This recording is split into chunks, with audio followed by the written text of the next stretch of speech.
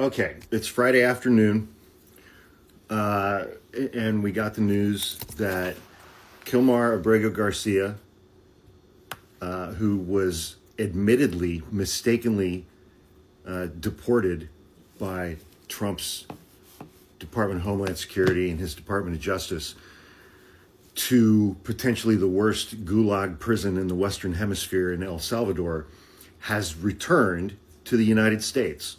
They brought him back to the United States, something that for over 3 months, the Trump administration has been saying that they don't have the capability of doing. Well, today they did. They brought him back to the United States.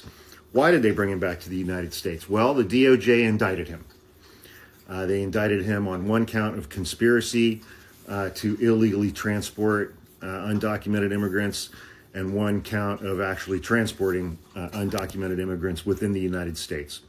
So they brought him back in order to indict him, put him on trial, and try him on 2 felonies. But they brought him back. They've been saying for 3 months, we can't bring him back. Today they brought him back. So they were lying about that the whole time.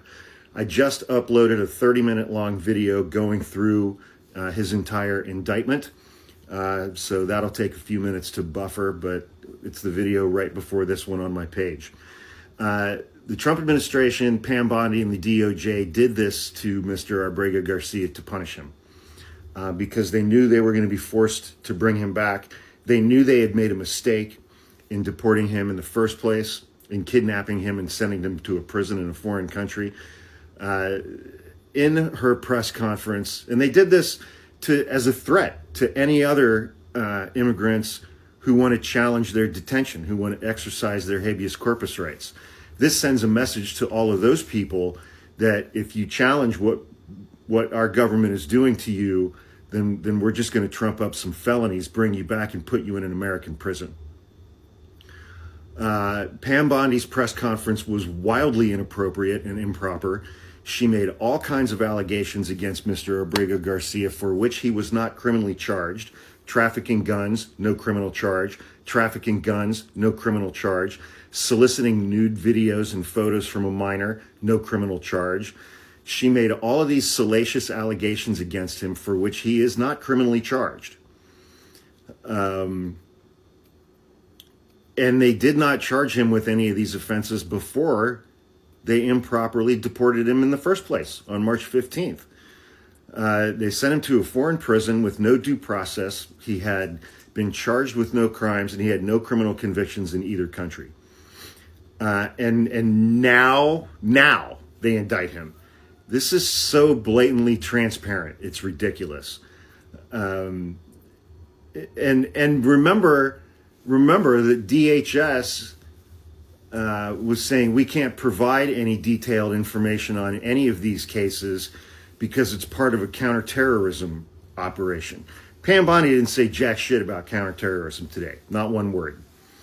The government's story in court and in the press has changed so many times that it's not reasonable to say anything other than that this government has been lying since day one about these immigrants. That they first said was 3 plane loads of Venezuelan gang members of the Venezuelan street gang Tren de Aragua, comprised the entire population, the entire population of all 3 of these planes that they sent to El Salvador on March 15th.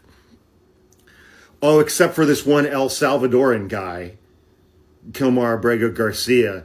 He's not a member of Tren de Aragua. He's not Venezuelan, but he is a member of MS-13. They still haven't provided any factual information to support that allegation. They've just been fucking lying.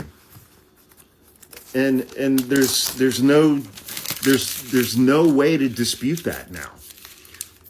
But if you're interested in my video where I go through the entire indictment, it is the one right before this one on my page. But this whole thing's bullshit, man. But the overarching point is like now they want to give him due process. It's due process in the form of an indictment for things they didn't charge him with before they took him to El Salvador. And it includes all kinds of allegations, drug trafficking, gun trafficking, improper sexual whatever with a minor, none of which was he charged with in this indictment. He wasn't charged with any of those. And so this is a big fuck you to the courts. It's a big fuck you to Mr. Abrego Garcia. It's a big fuck you to every other immigrant who's in custody who wants to challenge their detention by the United States government. And it's a big fuck you to the American people. You know, it's a screw you to the public and to the media. And again, it's just another bald-faced, we're going to do whatever we want. And if you challenge us, we're going to use federal law enforcement against you to shut you up. So it's just bullshit all the way around. If he's guilty of any of this stuff, great.